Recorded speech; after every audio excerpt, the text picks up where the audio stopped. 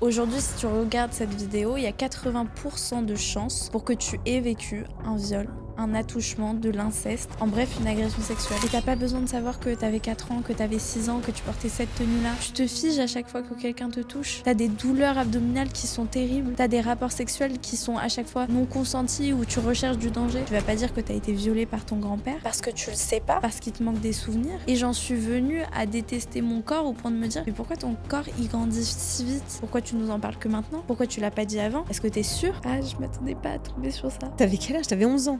Et c'est pas toi qui brise la famille. Ça m'a coûté 10 ans. Mais ce que je veux dire, c'est ce que j'aurais aimé entendre.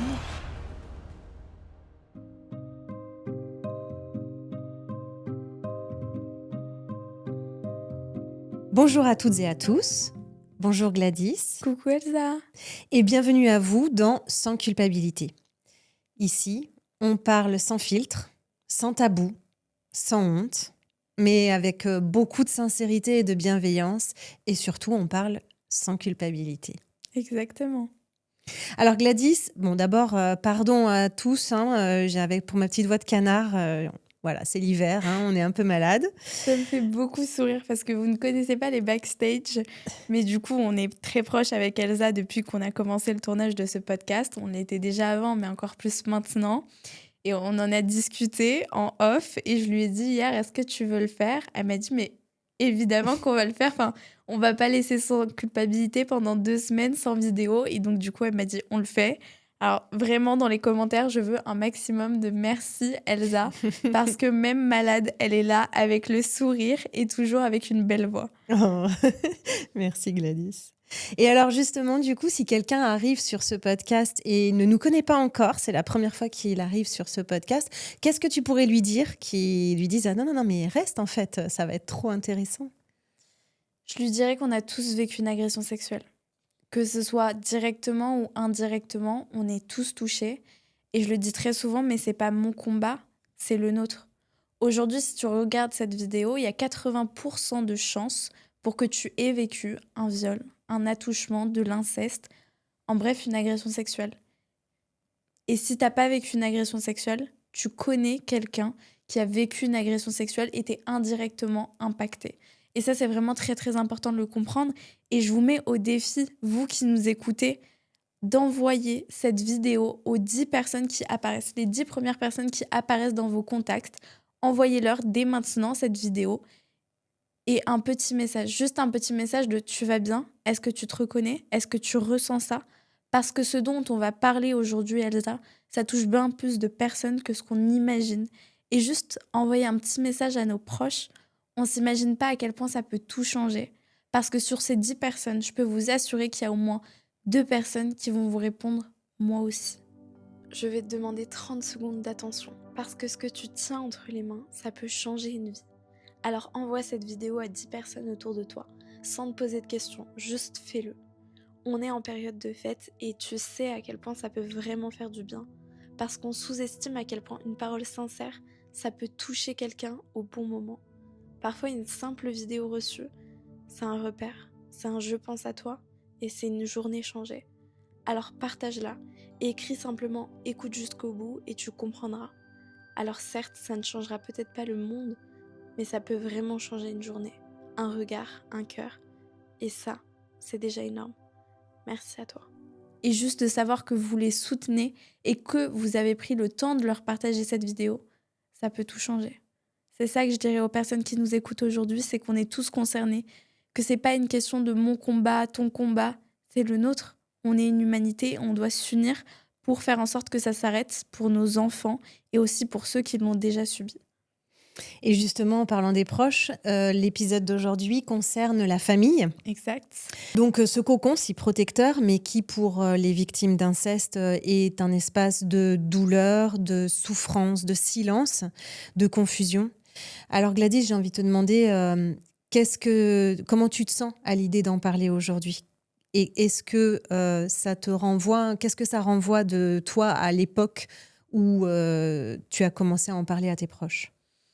Je te remercie pour cette question, Elsa, et j'aimerais juste commencer par dire que on approche des fêtes et que je veux déromantiser quelque chose.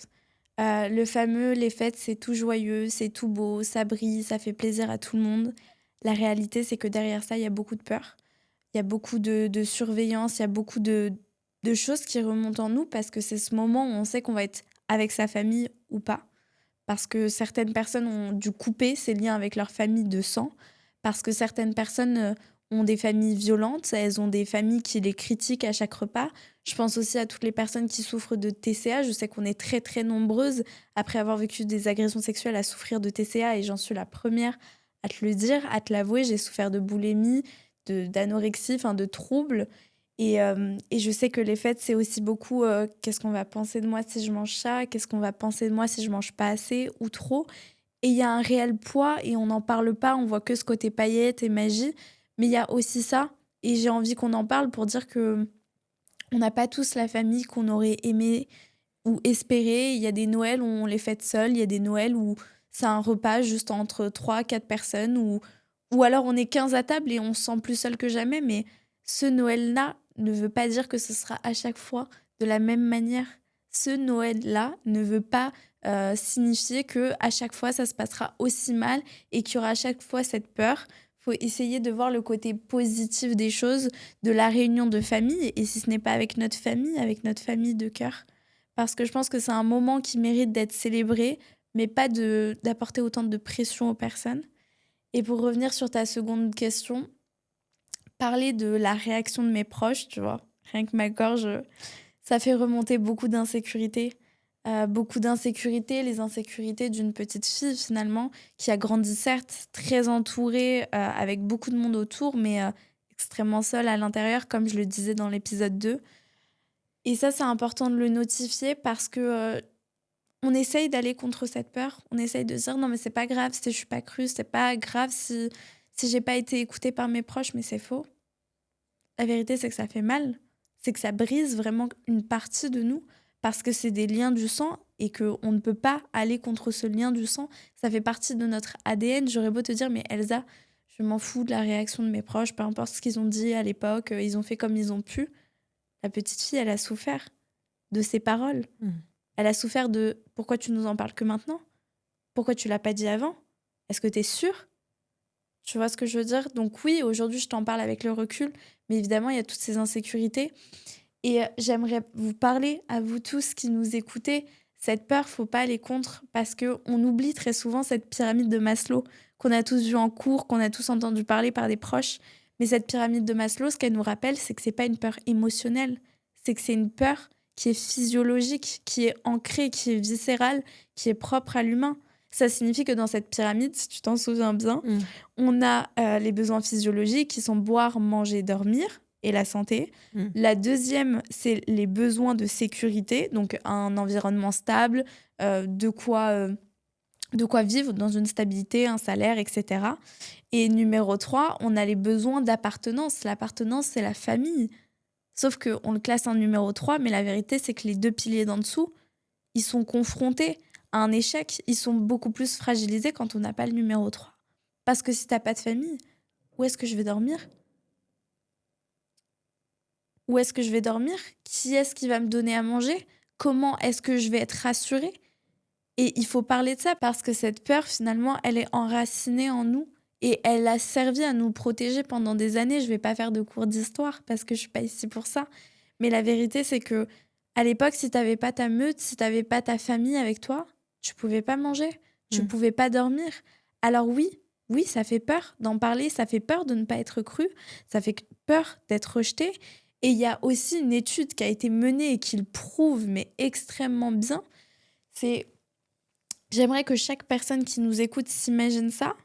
On est dans un jeu, on est 3 à jouer et les 2 autres sont des inconnus. Nous, on est cette 3e personne. Et le test s'est vraiment produit comme ça. C'est un jeu où chacun se passe la balle. Donc, tout le monde se passe la balle, le jeu se passe plutôt bien, jusqu'à ce que les 2 autres nous ignorent. Jusqu'à ce que les 2 autres ne nous passent plus la balle. Plus aucun message. Je sais pas ce que tu ressens, mais moi, ça me fait froid au cœur. Ça me fait mal au cœur, même sans les connaître. Alors, imagine si c'était proche. Et pendant cette étude qui a été réalisée en 2004, on vous mettra les infos dans la description, ils étaient en train de scanner aux IRM fonctionnels pour pouvoir observer. Ce qu'ils ont découvert, c'est qu'en fait, ce rejet, il activait les mêmes parties du cerveau qu'une douleur physique. Ça signifie que le fait qu'on me passe pas la balle, c'est comme si j'étais en train de me brûler la main. Donc non, c'est pas émotionnel d'avoir peur. C'est rationnel, c'est physiologique. Il faut pas lutter contre cette peur. Il faut juste apprendre et comprendre ce qu'elle signifie. Parce que quand on dit j'ai peur que les autres m'aiment pas, j'ai peur que les autres m'acceptent pas, ce dont on a peur, c'est juste se retrouver seul. Et une fois qu'on comprend ça, je pense qu'il y a réellement quelque chose qui se joue à l'intérieur où on commence déjà à être là pour nous.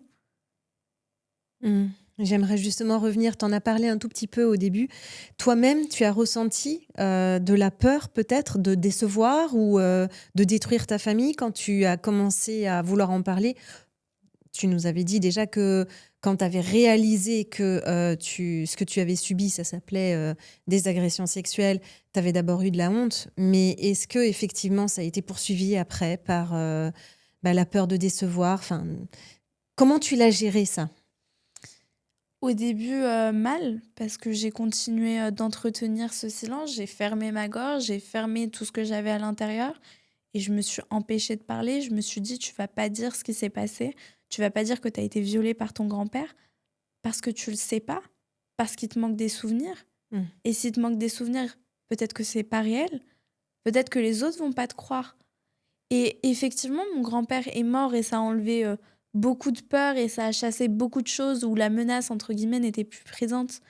En fait, quand j'y repense, il y avait cette peur de et si les autres me disent ok, mais c'est facile ce que tu fais, maintenant qu'il est mort, Mmh. n'a pas de preuve.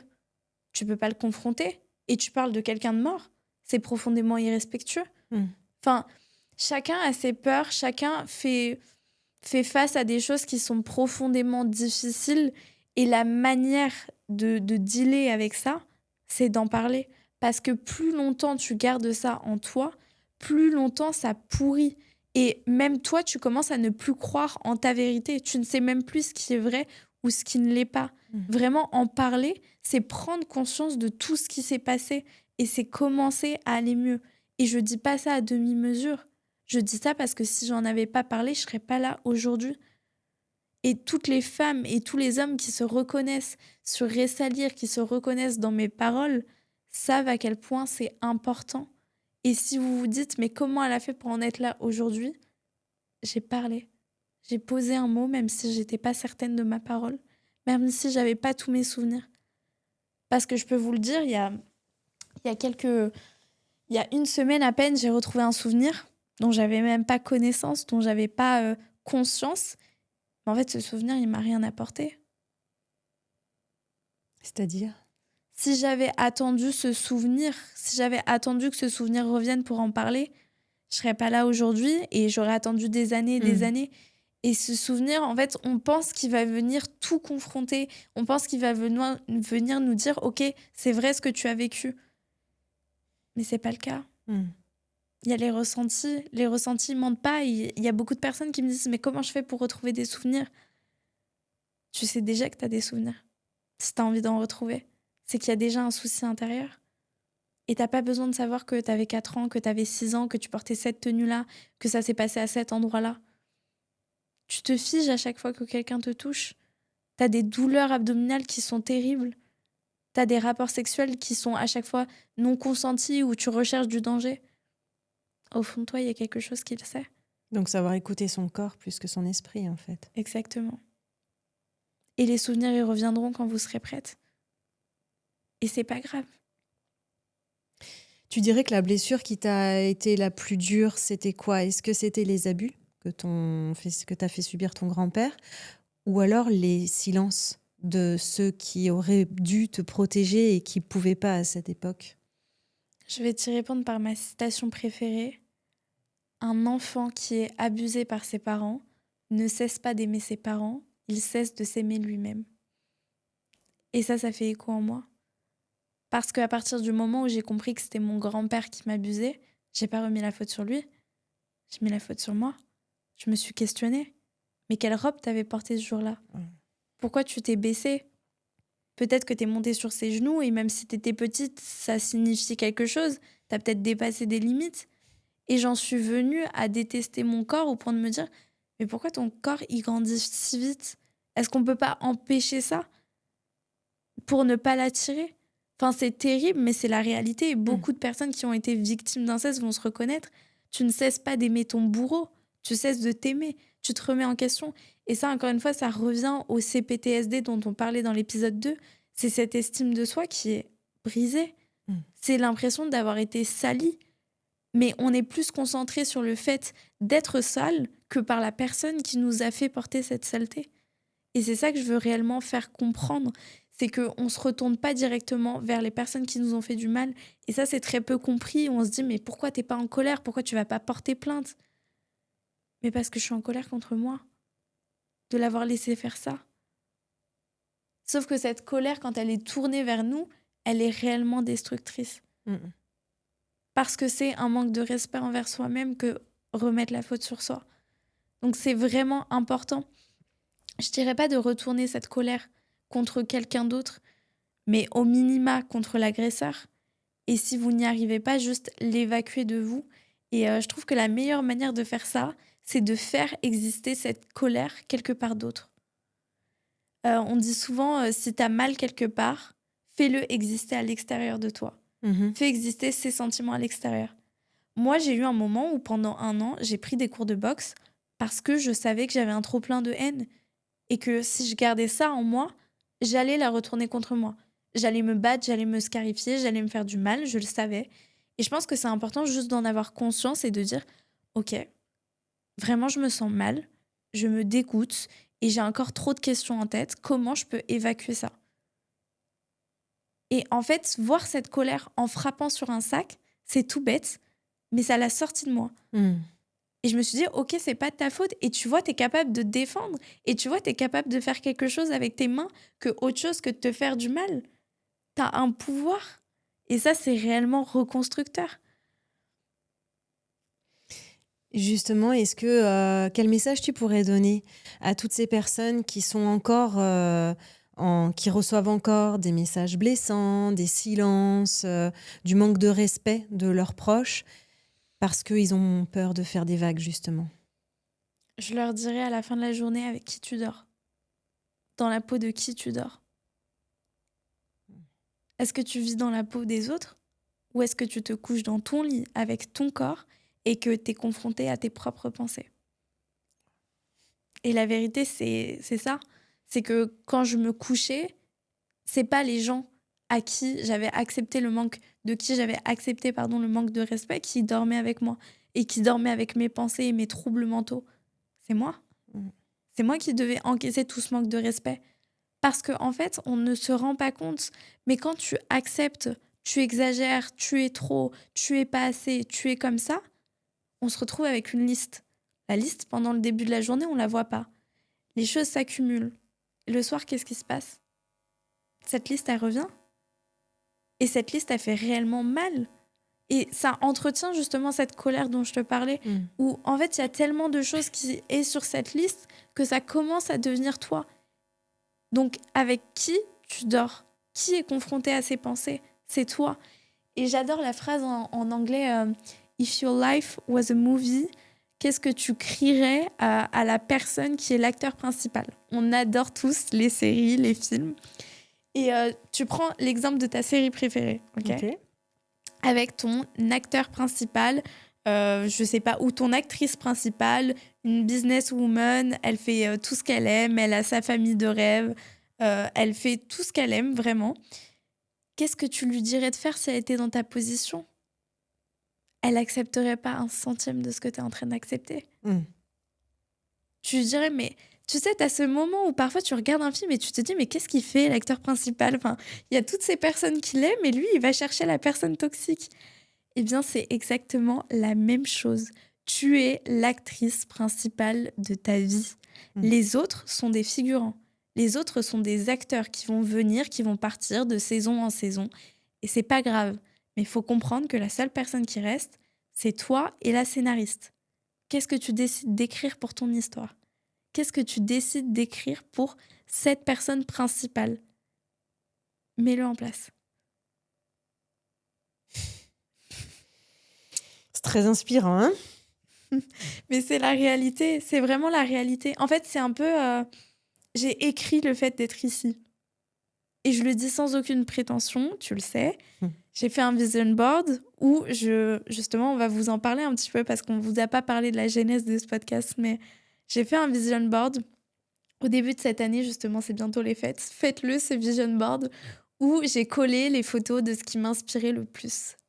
Je vous mens pas, je vais vous mettre le vision board à l'écran et les photos de mon année. Ça a été incroyable. C'est Elsa qui est venue me chercher en me disant Gladys, je veux qu'on fasse ce podcast ensemble parce que ta voix compte. J'avais mis une photo de podcast. Exactement avec le micro comme ça. Et en fait, j'y ai cru et je me suis dit, je suis capable d'arriver sur ce fauteuil. Pourquoi tu C'est fort. croirais pas en toi? Pourquoi tu croirais pas en toi?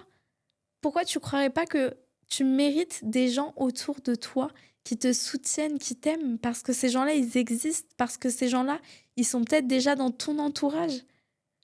Il suffit d'ouvrir les yeux, vraiment. Justement, en parlant des gens dans l'entourage, quand on a parlé à ton frère, tu nous as dit que c'était donc la première personne, après avoir pris vraiment conscience de ce qui t'était arrivé, à en parler, à déposer ta parole. Est-ce que quand tu as décidé vraiment de lui en parler, il n'y avait pas comme un petit espoir un peu caché de ta part? C'est hyper intéressant. C'est hyper intéressant. On me l'avait jamais posé. Je me suis jamais réellement posé la question. Je pense qu'avec du recul, j'avais beaucoup d'attentes. J'avais énormément d'attentes et je pense que chacune des personnes vont se reconnaître dans ce que je vais dire. Quand tu l'as autant gardé dans ta tête sans le sortir de ta bouche, ce qui se passe, c'est que tu as overthink. Mm. Tu t'es dit, ok, ça va se passer comme ça va se passer comme ça, ou il va me dire ça va être dans cet endroit. Ça se passe pas comme ça. Ça se passe pas comme ça. Et du coup, j'avais construit déjà intérieurement mes attentes de ok, pire scénario, il me croit pas, il me rejette, il dit à mes parents et en fait, il me met dehors et je suis totalement rejetée parce qu'on se le rappelle, on a toujours tendance à imaginer le pire plutôt que le meilleur, surtout après des traumatismes de violence. Et j'avais préparé ma valise. J'ai un souvenir qui vient de me frapper où en fait, j'avais préparé ma valise avec des affaires et j'étais pas mal sur TikTok. Ah, je m'attendais pas à tomber sur ça. J'étais pas mal sur TikTok à cette époque-là et en fait, comme tout algorithme, il recherche que tu vois le plus. Et c'était des pensées suicidaires et extrêmement puissantes. Donc ça m'a mis sur des personnes qui fuguaient. Et en fait, je me suis dit, mais si j'en parle, ma solution, ça sera peut-être ça. Je vais fuguer, je vais prendre ma valise et je vais faire mes affaires. Et en fait, ça me choque parce que je regardais le canapé et il est de la même couleur que mon panier de linge sale. Et si tu veux, j'avais mis cette valise cachée dans le panier de linge sale. Et je crois qu'un jour, mon frère l'a trouvée et m'a dit, mais qu'est-ce que tu fais? Et je crois que ça a été un peu mon déclic de me dire, il a regardé, il a cherché à comprendre. Et c'est à partir de ce moment-là que tu lui en as parlé? Ouais, je crois que ça s'est passé quelques semaines après parce que encore une fois, j'ai continué de overthink et de me dire ok, il m'a dit ça, mais je sais pas, tu vois, tu ne sais pas. Et le pire pour l'humain, c'est l'incertitude parce que tu commences à imaginer. En fait, faut se dire que notre cerveau est programmé pour anticiper. Là, j'anticipe qu'est-ce que tu vas me dire après. J'anticipe comment les gens vont réagir à ce que je vais dire. Et ce que tu n'arrives pas à anticiper te tue parce que tu deviens névrosé, tu commences à y penser. Vraiment, tu avais donc envisagé cette hypothèse de je vais déposer ma parole et puis si je suis pas crue, je me barre, quoi. Ouais. T'avais quel âge? T'avais 11 ans. Mm. Ok. Et du coup, quand on a parlé à tes proches, est-ce que tu t'attendais à... Est-ce que ça t'est arrivé d'être déçu de leur réaction? Est-ce que tu t'es dit, je m'attendais à mieux quand même? Et si oui, comment t'as géré cette déception? J'ai compris. J'ai compris pourquoi j'étais déçue et j'ai compris pourquoi ils m'avaient pas offert ce que je voulais. C'est pas ils m'ont pas offert ce que je méritais, ils m'ont pas offert ce que je voulais. Et je mets un grand point d'honneur là-dessus parce que c'est pas la même chose. J'ai découvert qu'on avait 5 langages de l'amour. Et en fait, on n'en parle pas, mais ça change tout. parce que toi et moi, et parce que les personnes qui sont derrière la caméra n'ont pas le même langage que moi. Et en fait, ça signifie que ce papa qui pourrigate sa fille de cadeaux, Mm. bah, il aime sa fille, mais juste pas de la même manière. Ça signifie que cette maman poule qui est toujours là, mais couvre-toi, prends soin de toi, bah, elle aime son fils, mais elle n'a pas le même langage de l'amour. Et cette copine qui est hyper collante et qui veut tout le temps faire des câlins, faire des activités, elle t'aime, mais elle n'a pas le même langage de l'amour que toi. Et c'est hyper important, vraiment, je le dis à tous ceux et celles qui nous regardent et qui nous écoutent, faites ce test de Love Language. On en a 5. Je ne sais pas si tu connais le tien. Non. On a le toucher physique, Ok. on a les services rendus, les cadeaux, on a les paroles valorisantes et on a le dernier, les temps de qualité. Alors moi, tu vois, je sais que c'est le toucher physique en premier. Dès que je vais aimer quelqu'un, je vais avoir tendance à lui prendre, la coller, etc., lui faire des câlins, vraiment. Et au contraire, si je t'aime pas du tout, je vais essayer de m'éloigner physiquement de toi. Et le deuxième, c'est les paroles valorisantes. Et très souvent, c'est lié à notre enfance. Parce que ces deux choses-là, c'est les deux choses que je ne me suis pas apportées dans mon enfance. Mm. Et donc aujourd'hui, je pense que j'ai besoin de rééquilibrer en me disant, bah, c'est ce dont j'ai besoin, c'est ce dont j'ai envie. Tu compenses. Ouais, c'est ça, je compense. Et je pense que beaucoup de celles et ceux qui vont faire le test, qui nous écoutent, ont le touché aussi parce que c'est la première manière, si on a vécu de l'inceste, qu'on a eu de rapport à l'amour. Tu vois, ce toucher physique. Et c'est pour ça qu'on s'hypersexualise très souvent, c'est parce qu'on a l'impression de n'être qu'un corps, Mm. alors qu'on est bien plus que ça, mais d'apporter que si on montre son corps ou si on fait pour les autres. Donc moi, c'était vraiment parole valorisante. Enfin, tu me dis, Gladys, je suis là pour toi, je suis hyper fière de toi, mais je suis hyper touchée. Enfin, ça se voit, quoi. Mm. Et enfin, tu me prends dans tes bras et c'est vraiment un câlin de, pas juste, ok, câlin, tapotade, on s'en va. Non, non, un vrai câlin profond, ça me recharge. Donc oui, j'ai été déçue parce que, par exemple, mon père, il a pas du tout le même love language que moi. Lui, ça va être très les cadeaux. Enfin, on le sait, très souvent, les hommes, ça va être moins émotionnel, on le dit, et ça va être plus matériel, et c'est très souvent vrai. Et en fait, je lui en ai beaucoup voulu à l'époque sans comprendre, parce que quand je faisais des crises où j'étais replongée, j'avais des flashbacks, ce dont j'avais besoin, c'était de me calmer seule. C'est pour ça qu'aussi la technique de je me mets face à un miroir et je commence à me parler a beaucoup marché avec moi, parce que c'est ces paroles valorisantes. Mm. Et mon frère qui derrière venait et me faisait un câlin, le combo parfait. Et malheureusement, j'en ai beaucoup voulu à mon père de... Enfin, tu m'achètes à manger. Génial, t'as pensé à moi, mais c'est pas de ça dont j'ai besoin. J'ai besoin que tu m'aimes, mais j'ai besoin que tu me dises que tu m'aimes. J'ai besoin que tu me dises que ce que j'ai fait, c'est incroyable en parlant. Donc oui, ça m'a beaucoup déçue, mais comprendre que leur réaction est aussi beaucoup liée à leur trauma Mm. et à ce qu'ils ont vécu avec cette personne. Enfin, ça Mm. demande beaucoup de courage que de se remettre en question. C'est une identité même que de se dire mon père a fait ça à ma fille. Ou dans n'importe quel cas, si vous nous écoutez et vous avez un cas différent. Et vraiment, prenez juste une minute pour penser à cette personne qui n'a pas forcément été là comme vous le souhaitez et juste vous mettre dans ses chaussures, pas dans sa tête, dans ses chaussures, parce que c'est important de ne pas y rester. Tu vois ce que je veux dire? Ça reste quand même leur réaction et nous, on a des attentes. Et c'est normal, encore une fois, on va pas lutter contre ça, mais juste, ok, je me mets dans ses chaussures. Il se reçoit la parole d'une fille de 11 ans qui lui explique que son père a violé sa fille, Mm. ce qu'il a de plus cher au monde. Mm. Il m'a pas parlé pendant une minute, mais comment je peux lui en vouloir, tu vois? Mm. En se mettant à la place de cette personne, ça fait du bien aussi d'avoir l'autre côté. On comprend beaucoup de choses. Donc mon père, il m'a déçue parce qu'il n'a pas été là comme je le voulais. Mais en réalité, c'est de ma faute parce que j'attendais de lui quelque chose qu'il ne pouvait pas m'apporter. Oui, mais à l'époque où t'es mal comme ça, c'est quand Bien même super sûr. difficile, je suppose, de se mettre à la place de l'autre. Totalement. Et il faut aussi prendre en compte ce dont on a besoin. Mais alors, si on fonctionne comme ça, tu fais le test et tu vas voir ces personnes et tu leur dis, écoute, moi, mon love language, ce dont j'ai besoin, surtout, c'est que tu me fasses des câlins. Mm. Quand je suis pas bien, s'il te plaît, prends-moi dans tes bras. peu importe le nombre de cadeaux que tu vas m'acheter, etc., ça va pas compenser. Tu peux m'en acheter parce que ça te fait plaisir et je comprendrai si tu me dis que c'est ça. Mais sache que j'ai besoin réellement de ces temps où tu me prends dans tes bras, où tu me dis je suis fière de toi et je te remercie pour ce que tu viens de faire. Oui, reposer la communication par le besoin. Et on en est par Totalement. l'expression des besoins.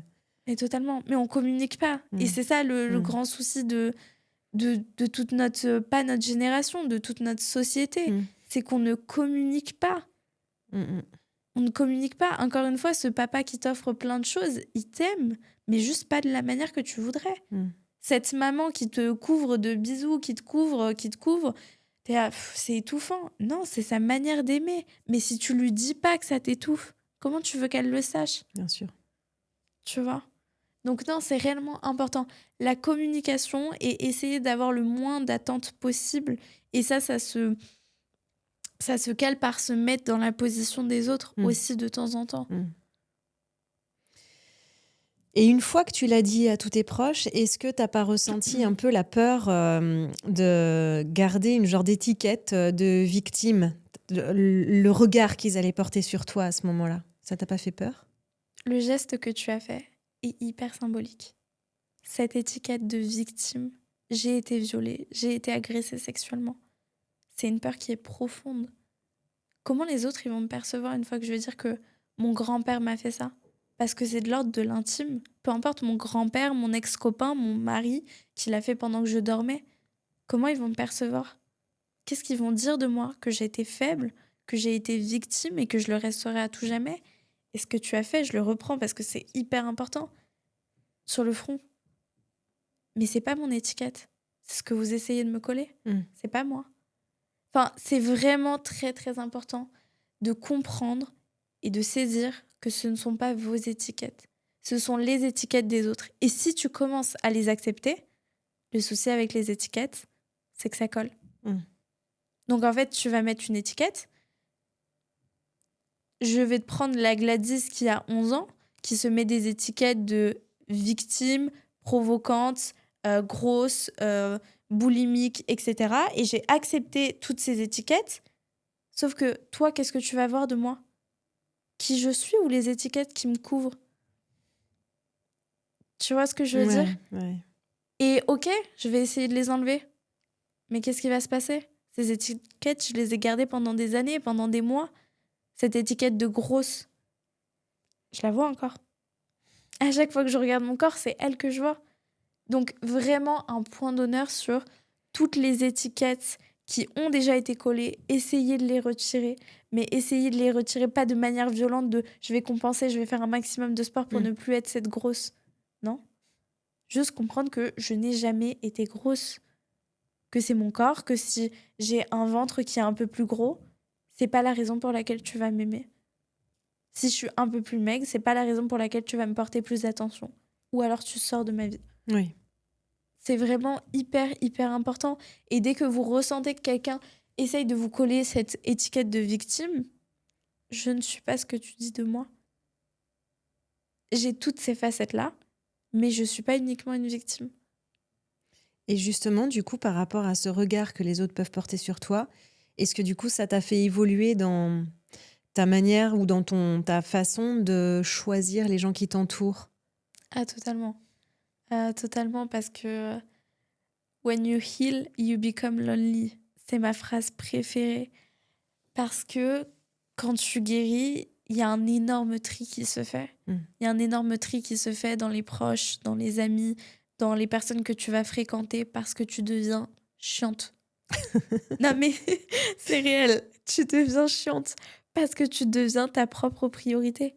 Et les gens ne le comprennent pas. Attends, tu vas te coucher à 21h? Tu vas aller dodo à 21h? Tu vas pas boire? Tu vas pas prendre un verre? Mais t'es relou la Gladys. C'est pas Attends, drôle. tu veux aller au sport? T'es chiante. Non, mais vraiment, tu deviens chiante parce que tu deviens ta propre priorité. Mais je m'en fous d'être chiante. Encore une fois, c'est votre étiquette. Tu vois, je te la remets. C'est pas moi. Mais vraiment, c'est tellement important. Enfin, je te prends l'exemple de cet alcool, justement. Parce que ça joue énormément dans l'entourage. Tu te rends très vite compte quand tu arrêtes de boire de l'alcool que l'alcool, c'est sociable. tu bois de l'alcool, pourquoi? Enfin, que tu bois du coca ou de l'eau, ça change quoi? Ça va changer ta soirée? Bah oui, ça va changer ma soirée. Parce que tu vas te permettre d'oser plus de choses. Parce que tu vas te permettre d'être défendu par cet alcool. J'ai dit ça, mais je l'ai pas pensé. Hmm. L'alcool, c'est un désinhibateur. C'est la bonne excuse. C'est ça.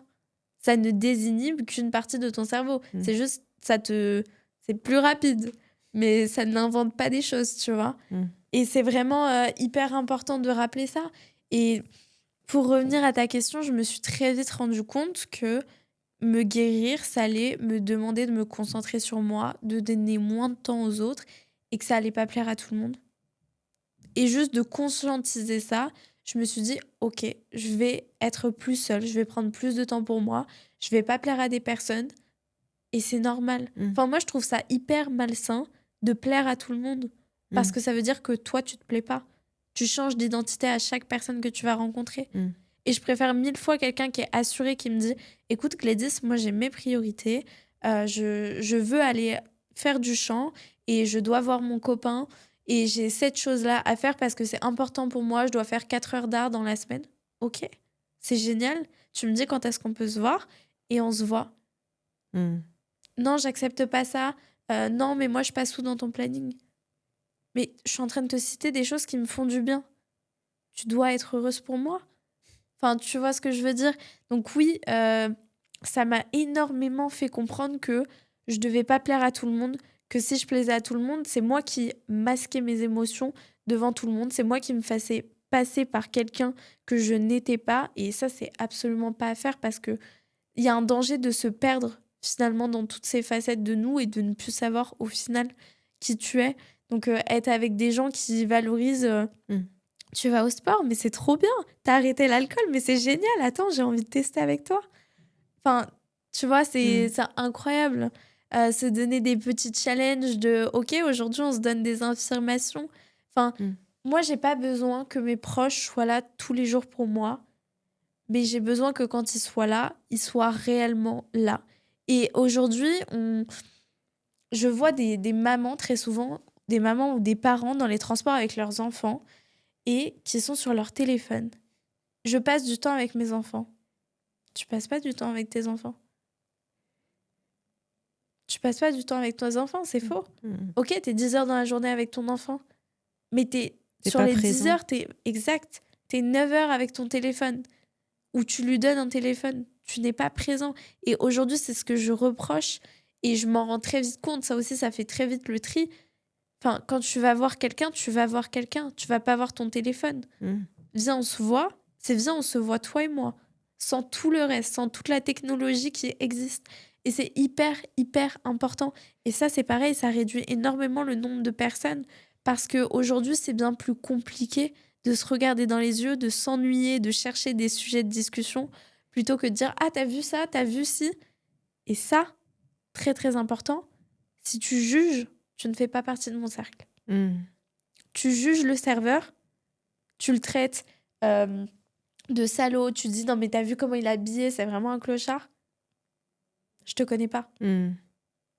Parce qu'aujourd'hui tu fais ça avec le serveur, mais demain tu peux le faire avec moi quand je suis pas là.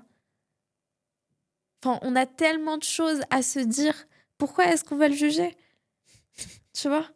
Donc oui, non, ça c'est des choses que j'ai compris au fur et à mesure et qui ont été essentielles. Vraiment bien s'entourer, ça réduit. Être cru et Hmm. soutenu, bien entouré, ça réduit de 2 fois le fait d'avoir un stress post-traumatique. Il me semble que c'est ça. On mettra les infos au montage, mais il me semble que c'est ça. Et enfin, c'est révélateur à quel point nos proches jouent sur notre santé. Ça m'amène justement à une prochaine question, Gladys. Toi, tu as eu la chance d'être entendue par les proches les plus importants pour toi et d'être crue très rapidement. C'est pas le cas de toutes les victimes d'inceste, de toutes les victimes d'agressions sexuelles de manière très générale. Quel message tu pourrais leur donner à toutes ces victimes qui sont encore face à des gens qui sont dans le déni? Je leur prendrai l'exemple du restaurant parce qu'on parlait justement du serveur et je Mm. veux que chaque personne qui nous écoute ressente l'histoire que je vais vous partager. Je rentre dans un restaurant. Je rentre dans un restaurant accompagné de 4 autres personnes. Donc on est 5 autour de la table. On arrive, c'est un restaurant que j'apprécie beaucoup. J'adore l'ambiance, j'y suis habituée, c'est mon petit cocon. Donc on s'assoit. On s'assoit, je vois le serveur arriver, tout sourire, tout content. Génial, je choisis mon plat, tout le monde commande, les plats arrivent, on se sent bien. Mon plat n'arrive pas. Ok. Le plat de tout le monde arrive, est chaud, comme ils l'ont commandé, et le mien n'arrive pas. Je me sens mal. Mm. Attends, mais est-ce que j'ai oublié de passer ma commande? Est-ce que j'ai mal prononcé? Et pourquoi il vient pas me voir pour m'expliquer? Ok. J'y vais, j'aime bien cet endroit, donc j'y vais, je vais essayer de comprendre, tu vois. Un petit peu naïve, finalement. Et qu'est-ce qui s'est passé avec ma commande? Est-ce que vous avez mal compris? Je me remets un peu en question quand Bien même. sûr. Ouais. Est-ce que j'ai mal prononcé? Non, non, il n'y a eu aucun souci. Mais juste, je voulais pas vous le donner. Ou alors, j'ai des excuses et on me dit ça ne se reproduira plus. Ok, on prend la meilleure option, ça ne se reproduira plus. Ok, pas de souci. J'y retourne parce que j'aime beaucoup ce restaurant, vraiment je l'aime beaucoup. Encore une fois, rien. Rien ou pas le plat que j'ai commandé, l'inverse. Alors que tout le monde est bien servi autour de la table. Comment tu te sens? Bah, pas écouté, pas entendu, pas prise en compte, C'était ma pas situation. respecté. C'était réellement ma situation. Et qu'est-ce que tu décides de faire si ça t'arrive? Et vraiment, je vous pose la question à toutes celles qui nous écoutent et je vous laisse 1 minute pour répondre intérieurement. T'arrives dans ce restaurant une deuxième fois, une troisième fois, on ne te sert pas le plat que tu as commandé. Comment est-ce que tu réagis? Tu t'en vas. Tu cherches un autre resto. Des restos, il y en a des milliers. Et il y en a qui savent mieux faire à manger. Et il y en aura d'autres qui vont te servir ce que tu as commandé. Ces restaurants, c'est nos proches. Je me suis assis à une table pendant des années où on ne me servait pas le plat que je commandais et que tout le monde commande, le respect. Et si le respect n'est pas servi à ta table, tu te dois de quitter la table. Pas pour les autres, pour toi. Et vraiment, je ne le répéterai jamais assez, tu ne peux pas te permettre de rester dans un endroit, dans une table autour de proches qui ne te servent pas le respect. Le respect, c'est le fondement de toute relation. Peu importe qu'elle soit amoureuse, qu'elle soit amicale, qu'elle soit de collègues, qu'elle soit dans des entreprises, qu'elle soit au collège, peu importe. Le respect, c'est humanitaire. Je ne te connais pas, je te respecte. Pourquoi tu laisserais tes proches, qui sont normalement des personnes qui te doivent te donner encore plus de valeur, ne pas te servir ce respect? Parce que je me le servais pas.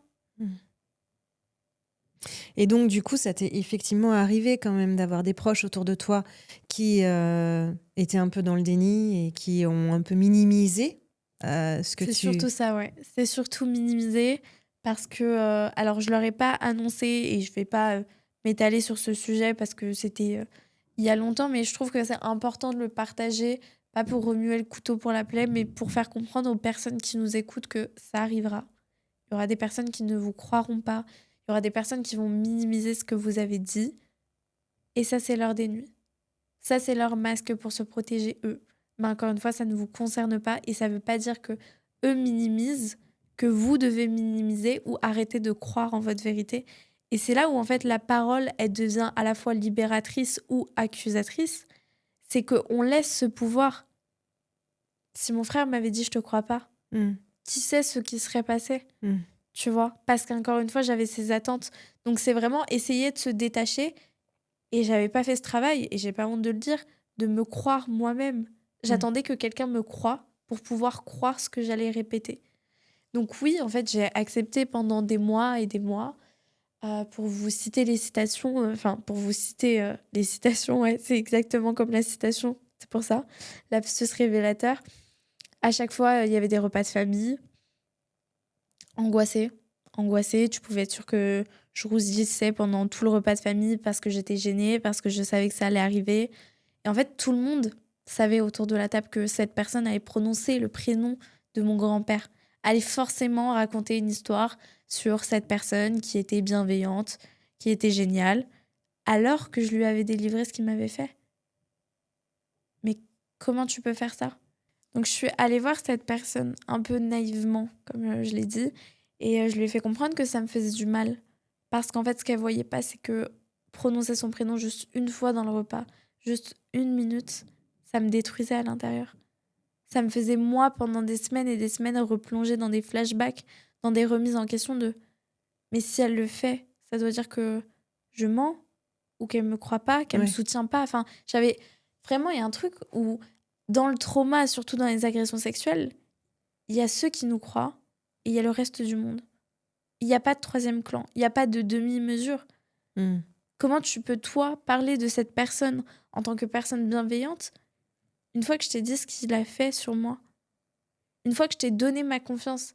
Parce qu'en fait, c'est bien plus que tu prononces un nom. C'est tu me mets un couteau dans le dos à chaque fois que tu parles de lui. À chaque fois qu'en fait, Enfin, pour les personnes qui ont encore leur agresseur en vie, où il y avait des amitiés qui étaient communes, etc., à chaque fois que tu vas le voir, cette personne, alors que je t'ai révélé ce qu'il a fait avec moi, tu me trahis. Donc, j'ai été en parler à cette personne qui m'a dit non, mais je comprends, vraiment, je comprends, je suis désolée, je ne fais pas exprès. Ok, Mm. ok, parce que je me respectais pas, alors j'ai fait ok, je vais rien manger, tu vois, dans ce restaurant, on m'a rien servi, je vais rien manger, mais je vais y rester parce que je l'aimais profondément. Mais en fait, au bout d'un moment, quand tu l'acceptes à chaque repas de famille, ça jouait sur ma santé mentale. Mm. Et j'avais ma maladie qui s'empirait, enfin, il y a tout qui s'empirait. Et heureusement que j'ai eu mon frère dans cette situation où mon frère m'a dit en fait, là, c'est plus possible. On sortait d'un repas de famille, j'étais en pleurs, en pleurs, en pleurs, en pleurs. Alors qu'il sait que je suis pas du tout dans les dramas, que j'essayais de me contenir, justement, tu vois. J'essayais de fermer ma bouche alors que c'était quelqu'un qui me faisait du mal. Et en fait, c'était trop et j'ai explosé et je leur ai dit, bah, moi, je pars. Personne comprend autour de la table, sauf mon frère. Mon frère qui me ramassait à la cuillère à chaque fois. Parce que c'était à l'époque où tu en avais parlé qu'à ton frère, ou alors parce que vraiment À autour de tout le la monde. table, personne ne comprenait. Personne ne comprend ma réaction. Je l'ai dit, elle abuse. Enfin, Ah, ça va, elle a prononcé son prénom une fois. elle exagère. Bah oui. Et puis nous, on est là pour elle. Mm. Bah oui, mais vous pouvez être là tous les week-ends pour moi, mais pour autant, si tu prononces son prénom et que je te dis ça me fait mal, t'as pas à refaire ça. Et moi, j'ai pas accepté ça. Et j'ai arrêté d'accepter ça. Et aujourd'hui, je parle plus à ces personnes dans ma famille. Et je pense que qu'on y reviendra à ce point de je vais briser la famille. Mm. Mais alors, qu'est-ce que tu me dirais? C'est moi qui ai brisé ma famille, là? Bah non. Bah oui, bah justement, c'est la question suivante. Quel message tu peux donner à toutes celles et tous ceux qui aujourd'hui n'ont pas encore trouvé le bon moment ou justement ont peur de briser quelque chose, de détruire la famille? Toi qui as réussi à le faire, quel message tu peux leur donner? Quels conseils? Comment tu peux les aider? Ça m'a coûté 10 ans. Mais ce que je veux dire, c'est ce que j'aurais aimé entendre. Tu ne brises rien, si ce n'est un cercle vicieux. En parlant des agressions sexuelles, tu ne brises rien, si ce n'est un cercle vicieux. Parce qu'en fait, en parlant, ta voisine, elle va comprendre que ce qu'elle a subi, c'était pas normal. Ta meilleure copine qui était bourrée ce soir-là, elle va comprendre qu'en fait, c'était pas un geste déplacé, c'était bien plus que ça. Et peut-être qu'elle va commencer à t'en parler. Parce que peut-être que ce collègue de bureau qui fait des blagues lourdes, bah derrière, il a toute une histoire. Et il va enfin te dire moi aussi. Parce que peut-être que si t'es jeune et que tu nous écoutes, cette fille dans ta classe qui est toujours trop, qui va attirer l'attention, bah elle va te dire en fait, j'attire l'attention parce que j'ai besoin qu'on vienne me sauver là. Enfin, tu te rends compte. Pour moi, la parole, c'est pas une question, c'est libérateur et c'est profondément humain que de parler. C'est un devoir. J'ai vécu ça, je me dois d'en parler pour protéger ne serait-ce que toutes les personnes qui sont autour de moi parce qu'il y a d'autres personnes qui sont en danger. Et même plus lointain que ça, tu te dois d'en parler pour toi-même. Et pour revenir à cette famille détruite, la vérité, c'est que si ça se trouve, ça fait des années et des années que ce cercle de violence, il se propage. Parce qu'on le sait, c'est sûrement plus d'un agresseur sur deux qui, en fait, a vécu des violences dans son enfance, Mm. que ce soit des agressions sexuelles ou autres. Il y en a beaucoup qui ont été des, des enfants de parents traumatisés par des guerres, etc. Et ça laisse des profonds fracas parce qu'il y a le PTSD, comme on en discutait. Et quand tu es élevé par des personnes qui sont aussi violentes, c'est compliqué. Alors certes, ça n'enlève pas la violence des enfants qui ont fait leur choix de reproduire ce cercle.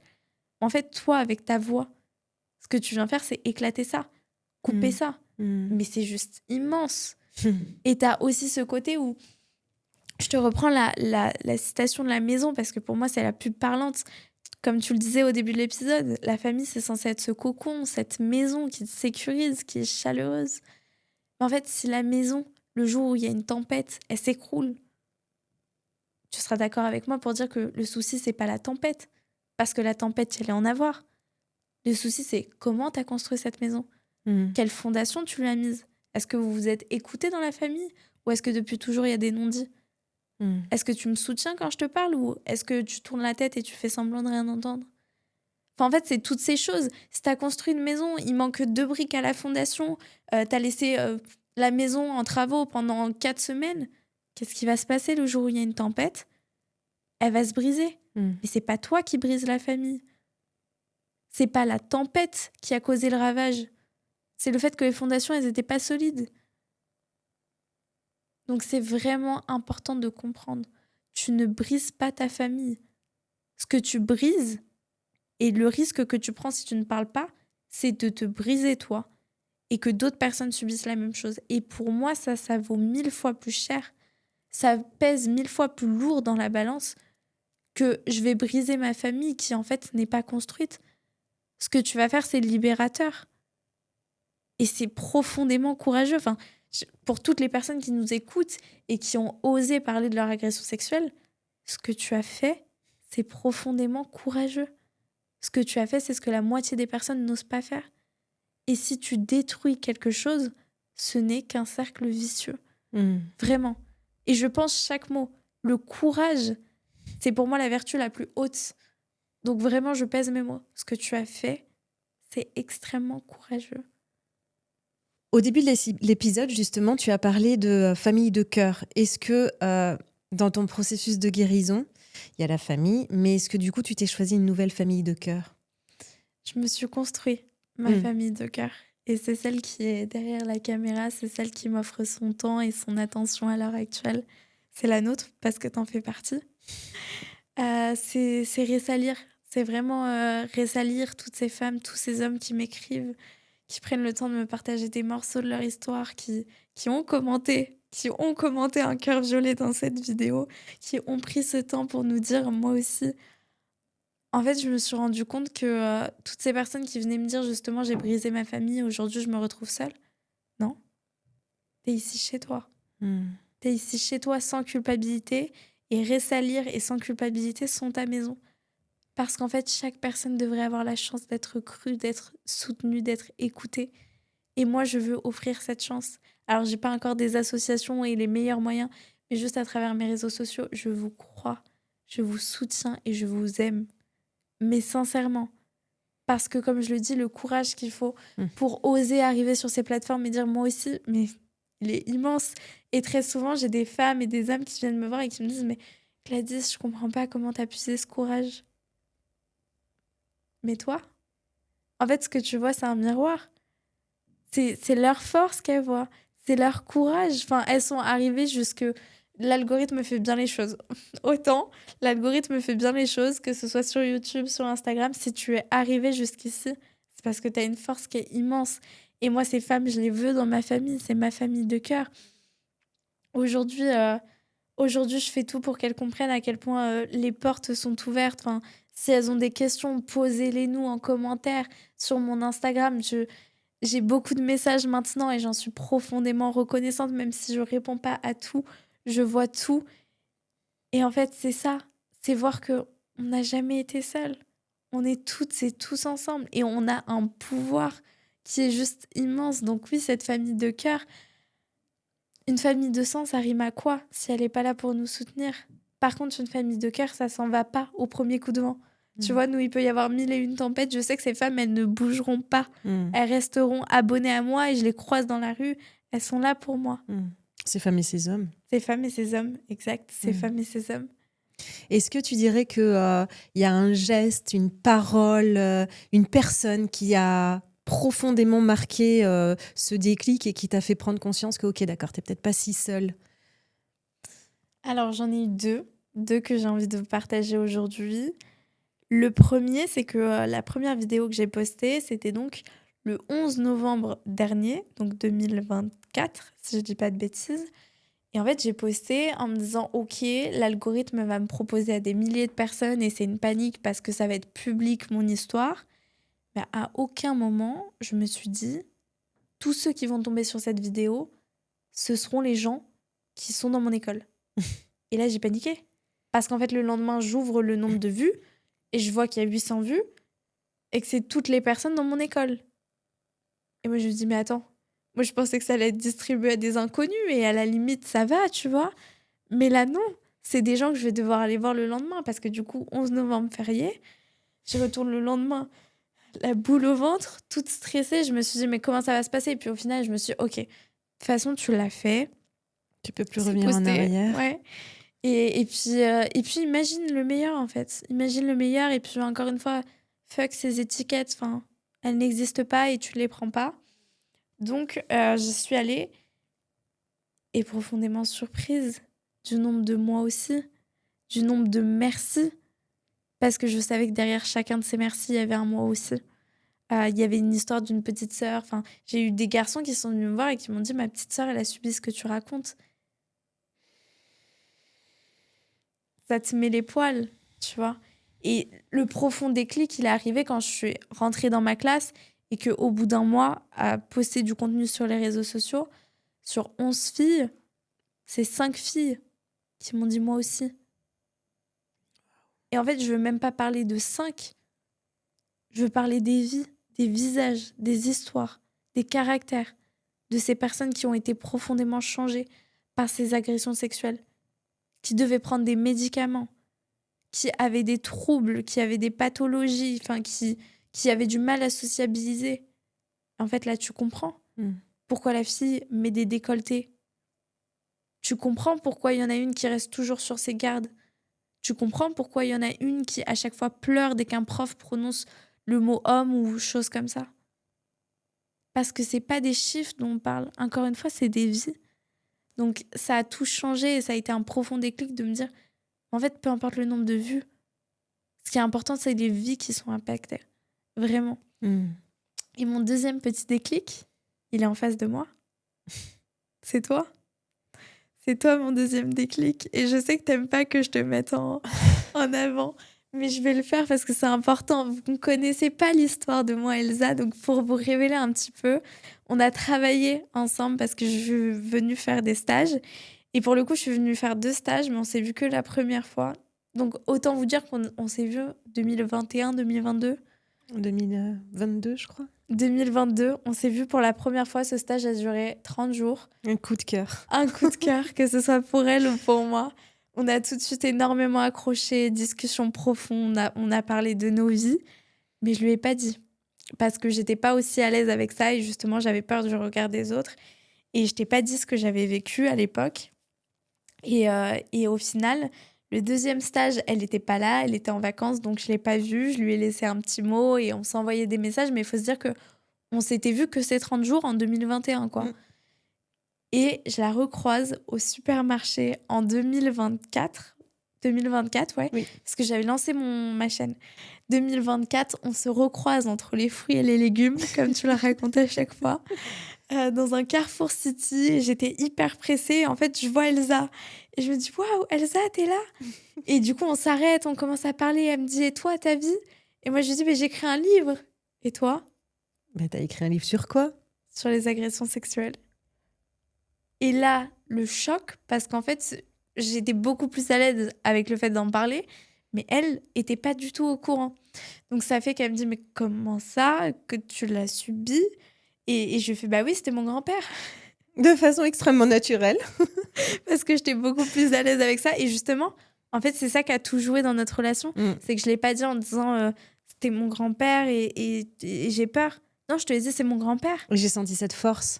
cette puissance, cette envie de libérer la parole et de faire en sorte qu'il fallait que tout le monde le sache, en fait. Et en fait, ce qu'elle a fait, c'est que elle m'a laissé pendant 1 mois après cette rencontre. On s'est envoyé quelques messages, etc. Elle m'a dit « Ok, je te suis sur Instagram ».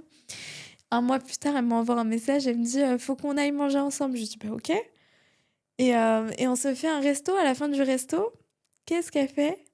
Elle me sort une fiche podcast, proposition, Gladys. Et je lui dis « Mais enfin, je lis son podcast incroyable. Il y avait tous les sujets qu'on est en train d'aborder aujourd'hui qui sont ô combien importants. » Et en fait, je ferme. Et dans ma tête, je me dis, mais qu'est-ce qu'elle veut? Enfin, je veux dire, qu'est-ce qu'elle a à gagner? Je comprends pas. Où est la caméra, tu vois? Est-ce qu'elle veut que je la paye? Enfin, quel intérêt elle a? Parce que je comprends pas. Attends, elle s'est couchée à minuit pour me faire ce débrief. Elle m'a trouvé les 7 épisodes les plus incroyables. Elle a poncé tout le sujet. Elle m'a amenée. Elle est venue me chercher. Et en fait, cette personne, elle me demande rien. Non. Et c'est ça que je veux vous partager. C'est ça le but de cette histoire. C'est que Elsa m'a cru, m'a soutenue. Et c'est pas quelqu'un de ma famille. Et aujourd'hui, Elsa, elle fait partie de ma famille de cœur. Parce qu'elle m'a donné cette chance. Et parce qu'elle est hyper importante dans ma vie. Parce que les moments où ça devient toxique dans ma famille, où ça devient compliqué, bah, y a Elsa qui est là. Donc merci à toi, Elsa. T'as été l'un de mes déclics. Vraiment profondément. Parce que je veux vraiment vous faire comprendre que c'est pas parce que vos proches actuels ne vous soutiennent pas que c'est ce que vous méritez. Vous méritez d'être cru, soutenu à votre valeur. Et il y a d'autres restaurants, il y aura d'autres personnes pour vous croire. Moi, ça a été Elsa. Merci beaucoup, Gladys. Je te laisse enchaîner sur ça. C'était très, très, très touchant, un peu bouleversant, très inspirant. Merci beaucoup. Surtout, restez bien jusqu'à la fin parce que c'est là qu'on vous donnera le thème du prochain épisode. Et donc, comme tu le disais, on peut te suivre sur les réseaux, Gladys. Exactement, au nom de Ressalir, mais maintenant je pense que vous le connaissez, vous êtes de plus en plus nombreuses et nombreux à me partager vos histoires, on est de plus en plus nombreux à soulever les tabous et je veux vous faire comprendre que les voix comptent, elles peuvent réellement tout changer, vous le prouvez de commentaire en commentaire. Votre force est juste incroyable. J'ai des mamans, j'ai des enfants, j'ai des parents, j'ai toutes sortes de personnes qui me soutiennent, des policiers, des maris. Enfin, c'est incroyable, c'est vraiment extraordinaire. Il y a le livre Ressalir aussi qui est en vente. Je sais que c'est bientôt les fêtes. Pensez à vos proches. Un livre sous le sapin sur les traumas. Vous ne pouvez pas savoir à quel point ça fait plaisir. C'est le plus beau des cadeaux. Vraiment. Donc, on se retrouve sur Ressalir. Et puis, abonnez-vous. Et oui, abonnez-vous et surtout partagez cet épisode. Vraiment. Partagez-le au plus grand nombre parce qu'en effet, cette parole, elle est très, très importante. Et encore une fois, ce challenge, 10 personnes, vos 10 premiers contacts, ça ne coûte rien. Et ça peut tout changer.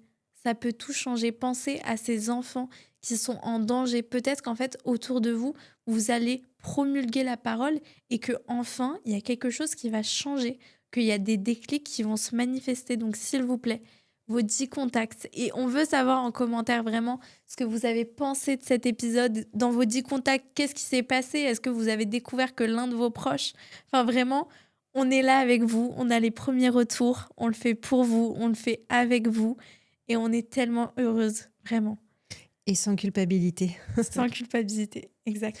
Et puis, parce que oui, si vous aussi, vous partagez, vous vivez en ce moment des situations difficiles, compliquées, il existe le numéro 119. Il est gratuit, il est anonyme, il est disponible 24 heures sur 24 parce que tu as le droit, toi aussi, d'être entendu, d'être cru et de vivre sans honte et sans culpabilité.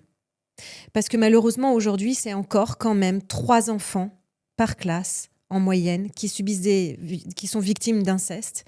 Et toutes les 3 minutes, il y a un enfant qui est victime d'agression sexuelle, d'inceste ou de viol. Alors en parler, c'est déjà commencer à se libérer. Exact. Et dans le prochain épisode, du coup, on parlera de comment est-ce qu'on peut continuer à avancer et à guérir quand on ne peut pas ou plus déposer plainte.